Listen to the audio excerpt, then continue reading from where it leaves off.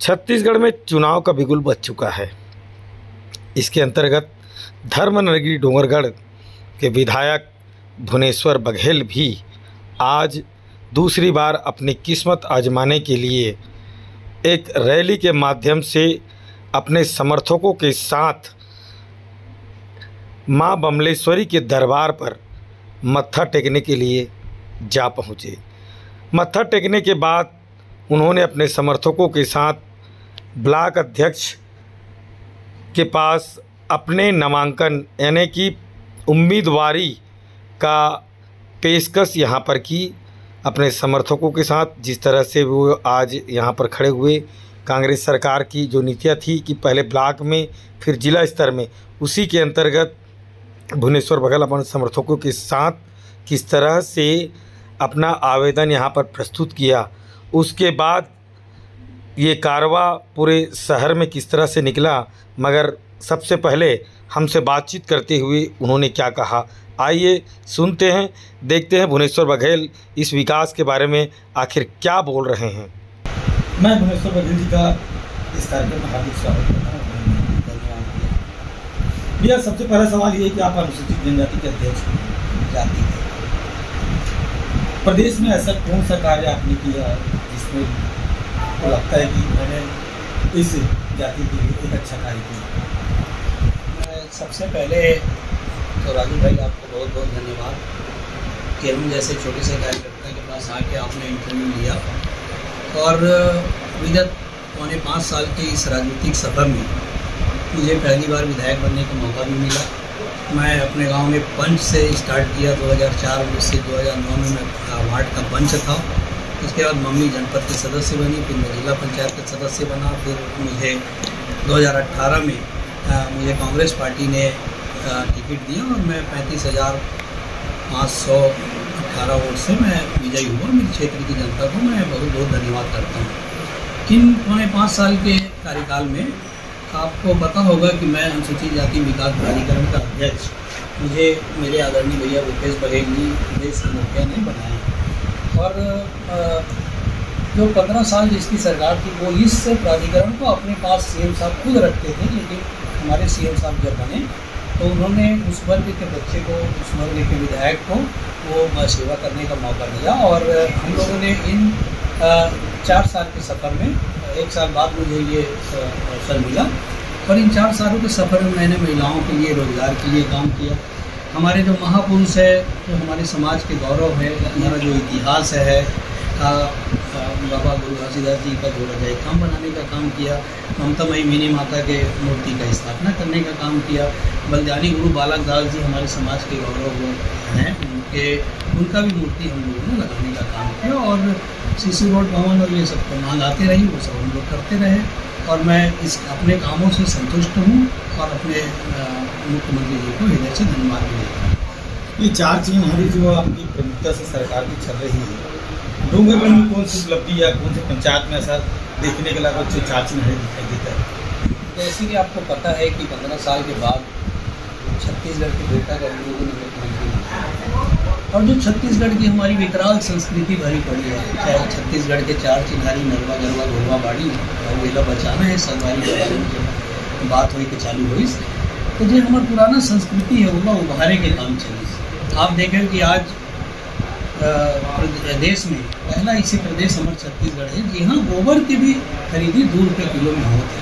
ये हमारे लिए बहुत सम्मान की बात रही, हमारे लिए बहुत गौरव की बात रही कि हमारी संस्कृति से जुड़े हुए ये गोबर है ओला भी हमारे मुख्यमंत्री उभारे के काम करी।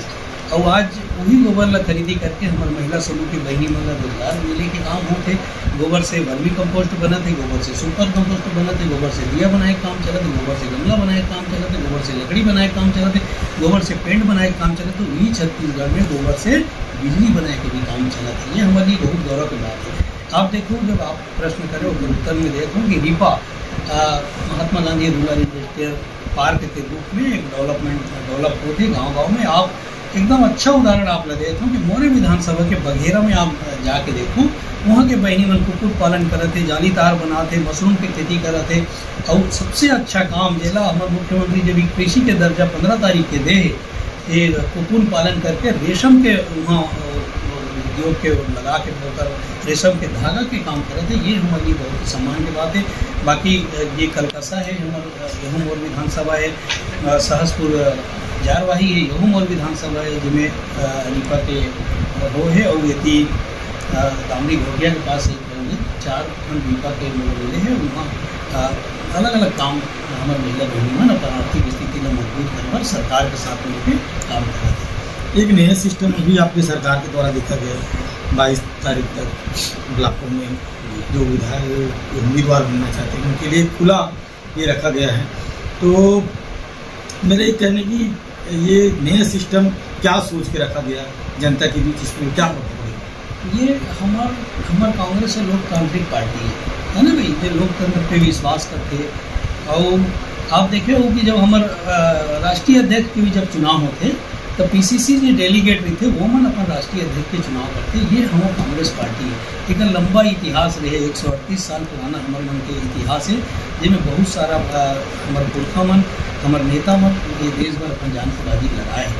तो आज ये पिछले बार 2018 में भी हो रही है कि हमारा सम्मान हमारे ब्लॉक अध्यक्ष मन के होना चाहिए।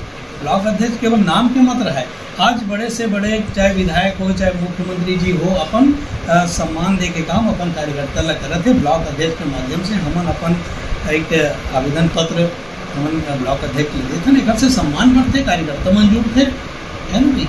ये सम्मान अगर कोई देते तो कांग्रेस पार्टी ही दे सकते हैं। समय से पहले भारतीय जनता पार्टी ने 3 उम्मीदवार का चयन यहाँ पर कर चुके। कांग्रेस में कुछ ऐसी बात आ रही है? तो भारतीय जनता पार्टी डरी हुई है। डरी हुई मतलब आप देखेंगे कि 15 साल की सरकार नहीं सुकर मिलती है, वो आज 15 सीट 14 सीट में आज सिमट गए, तो वो तो इसलिए भी डरे हुए हैं। और उमन हड़बड़ी में ये गड़बड़ी कही थे ना, वही बोला लगते कि ये उमन चालू कर चुके हैं और एक से कोई फर्क पड़ने वाला नहीं है। हमारे नेता मन एक बार आप बोले हैं, आप पूरे पेपर में भी छपा थे कि ये बार 75 की सरकार में कांग्रेस पार्टी की बनी। 20 कुंटल धान खरीदने की सरकार में आपको बात कर रही है, पानी कुछ गोलमोल जवाब दे रही है, बिजली की समस्या है, इन समस्याओं का कैसे समाधान होगा? 15 से 20 कुंटल खरीदी करेंगे, हमारी सरकार घोषणा करेगी। एक पूरा किसान की तरफ से आदरणीय हमारे छत्तीसगढ़ के लिए आदरणीय भैया भूपेश बघेल जी धन्यवाद दें। बिजली की समस्या बहुत कम हो चुकी है।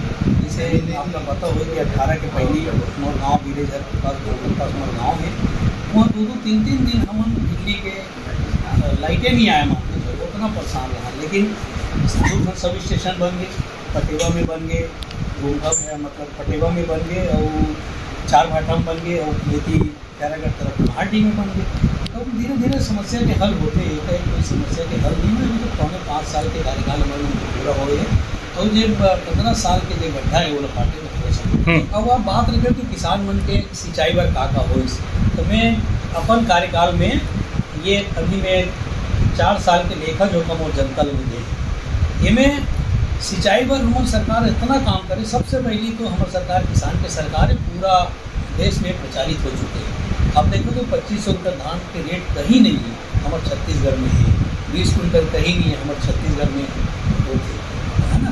तो ये मैं आप लोग बताना चाहता हूँ कि पानी के जब बात आप ला करें तो सिंचाई के बहुत अच्छा काम हमारे मन के चलिए। प्रधान पार्ट के गैराज तो है ही है, आप जाना तो मोर क्षेत्र में। ओकर बाद कुकरा पार्ट भी है आगे में, तो कुकरा पार्ट ला और प्रधान पार्ट ला जोड़ के हमन हाँ दोनों नहर लाइन ला एक करें, और वो आते रूसे में पानी आते, और रूसे से आए के बाद अभी वो हमारे गांव लास्ट टेल जो हमारे जिला से लगे हुए हमारे गांव हैं वहाँ तक अभी जाते हैं। हम जब छोटे छोटे रहा तब वो नाली है हमारे गांव तक पानी जाए राजू भैया, लेकिन बंद हो गए, नाली आज पटा गए। लेकिन हमारी सरकार आज 24 करोड़ रुपए के भेंट मुलाकात में मुख्यमंत्री जी गंगा जवायरी से 24 करोड़ रुपए के आज सैंक्शन आ चुके हैं। बहुत जल्दी आप लोग होकर हम भूमि पूजन करेगा।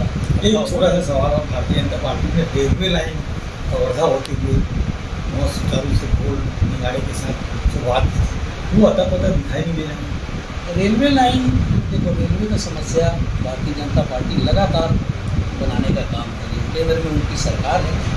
आप देखेंगे बहुत सारा ट्रेन बंद हो गया। हमारे जो छोटे छोटे भाई लोग जो रोजगार करते थे, है ना भाई, कभी अपने छोटे छोटे रोजगार करते हुए जीवन यापन करते थे, आज पूरा बंद होने की स्थिति में है। पूरा पैसेंजर ट्रेन बंद है।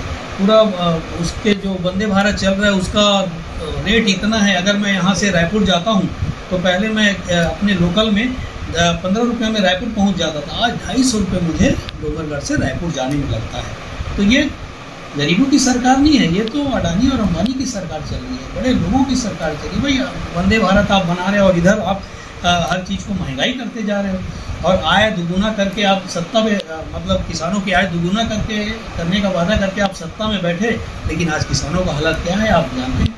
अभी सर्वे आया तो हमारा छत्तीसगढ़ की स्थिति ठीक है, लेकिन आप यूपी चले जाइए, बिहार चले जाइए और भी महाराष्ट्र चले जाइए, जहाँ भाजपा का सरकार है वहाँ चले जाइए, वहाँ क्या स्थिति है किसानों की। 1200-1500 रुपये में वो लोग धान बेच रहे हैं। रही बात ये जो लाइन की आपने किया, तो हमारी सरकार लगी हुई है, लेकिन केंद्र से कुछ अड़ंगा आ जाने के कारण वो लोग थोड़ा व्यवधान उत्पन्न हो जाता है। इस बार आपकी सरकार आपके माध्यम से डोंगरगढ़ में आपकी विधानसभा में कौन सी नई चीज़ें अपनी जनता को आप क्या बोलना चाहते हैं? फिर एक बार आप उस उम्मीदवारी के लिए एक आवेदन सौंपने जा रहे हैं, क्या कारवा रहेगा और क्या आपके मन में सोच है?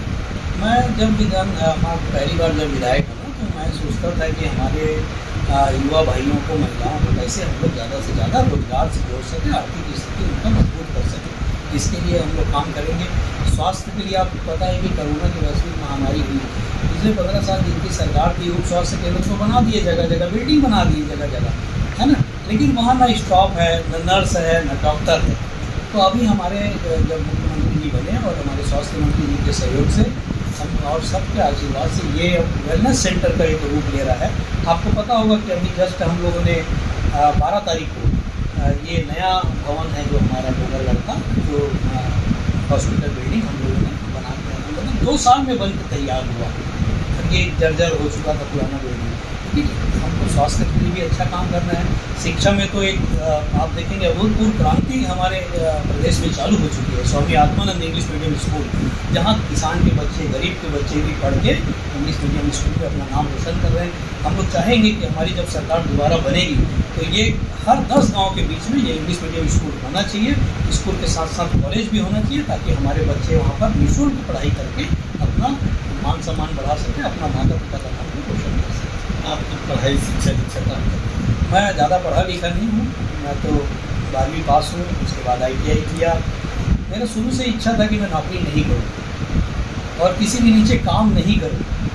ये राजनीति में आने का मेरा शुरू से इच्छा था। राजनीति में तो कोई रहा नहीं, लेकिन मेरे घर का परिस्थिति राजनीति से हमेशा जुड़ा रहा। बाबूजी मेरे बहुजन समाज पार्टी से जुड़े रहे और 2000 में हम लोगों ने कांग्रेस ज्वाइन की। सतत ये जो यात्रा है वो चालू। तो इस तरह से ज़मीन से जुड़े हुए व्यक्ति, पिता से समर्पित कुछ व्यक्तित्व को निखार करते हुए डोंगरगढ़ के विधायक आज दिनेश्वर बघेल जी हमारे साथ बैठे हुए हैं। एक नई पारी की शुरुआत आज यहाँ से प्रारंभ होगी।